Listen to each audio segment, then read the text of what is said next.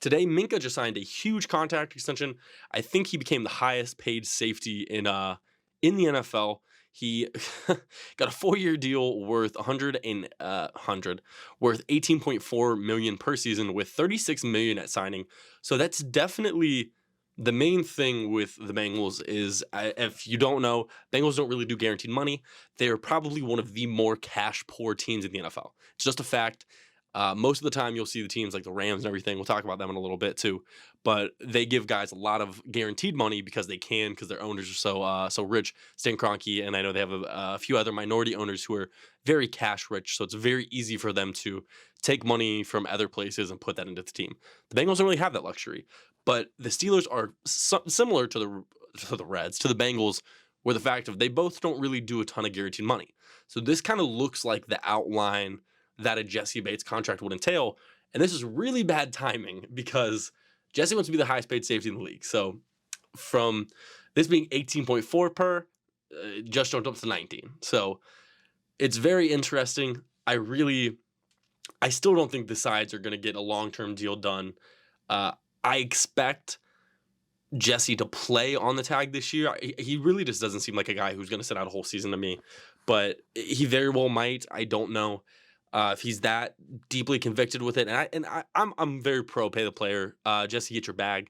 But I understand the team's hesitation. I mean, last year in the regular season, Jessie didn't play like a normal self. He played seemingly like he had a contract issue over his head, which he did, and it showed. But then in the playoffs, he turned on and he was at times the best player on the field. So it's a tough in between. But I really don't think the Bengals are going to cough up 19 per. And I'm not really sure if they should. Safety is one of those positions where it really helps when you're so deep at it. It is going to be interesting coming up this offseason because I know Von Bell and Jessie Bates are both scheduled to be free agents, and you really just have Dax Hill there. So that's going to be kind of interesting to see how they move forward with the safety position. But I don't think the Bengals are really going to trade him. The Bengals haven't been the biggest trade, especially with big names. The Bengals aren't big trade people. They kind of did with Cordy Glenn, and they kind of bit him in the ass. And I really think that's kind of held them back a little bit, if I'm being honest. But it'll be interesting to see what they do with Jessie Bates. I don't expect him to be traded at all.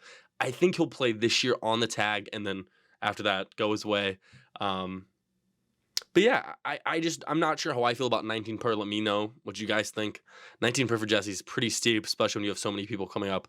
I heard a lot of people say stuff about Joe and Jamar. I don't really think those are the guys being affected by this. This would be guys next year that are probably due. So that's Jonah Williams. I said Jonah Hill. Gosh, I was super bad too much, but Jonah Williams and T are going to be the guys that you have to look out for in this situation. So I don't know. And it was interesting because I did see Joe Burrow had a press conference, and he talked about Jessie being such a big leader in the locker room. And I think he's right. Jessie does a lot of stuff that's just not on the field. He's a big locker room guy. The guys love him. You've seen Mike Hilton, who came in last year. Last year, he was clamoring, before he'd even played a full season with the Bengals, that extend Jessie Bates, all last offseason. And then he was doing it again this offseason. So the guys love him. And I understand why. He's pretty much been the guy now. At this point, with CJ being gone, I mean, Jonah was here. Jessie, I'm trying to think right now who the OGs, like Kevin Huber, I guess, and Clark Harris, special teamers. That's pretty interesting. But yeah, they've been through it. They've built it. And I mean, Jessie is probably the guy you look at in that situation because he's a I'm going to be generous, top 5, top 10 safety in the league. But he's top 5. I would say he's top 5, I think. In my head now, I'm trying to play out who I think. I think he's top 5 safety in the league, especially when he plays at his peak. I would say his average is probably not there, but his peak is definitely top 5. But he's built it. He's been here.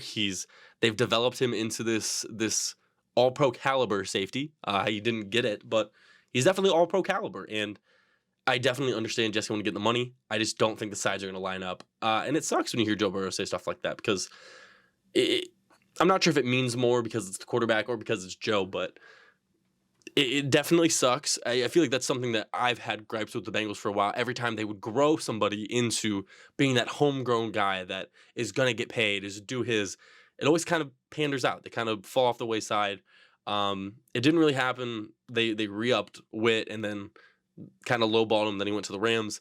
But, I mean, it happened with Zeitler. But Zeitler, again, I don't blame the Bengals. He got record-breaking numbers at the time, and the Bengals weren't touching that. So, but it does suck. You want to see the guys that you develop, and you want to see them be good on your team. You don't want to develop some guy to be the star and someone else. No, you want him to stay in your place. So it's very interesting. I think Jesse's going to play this year with the Bengals, but after that, it's anybody's guess. I have no idea what's going to happen. But it'll be interesting. It'll be interesting.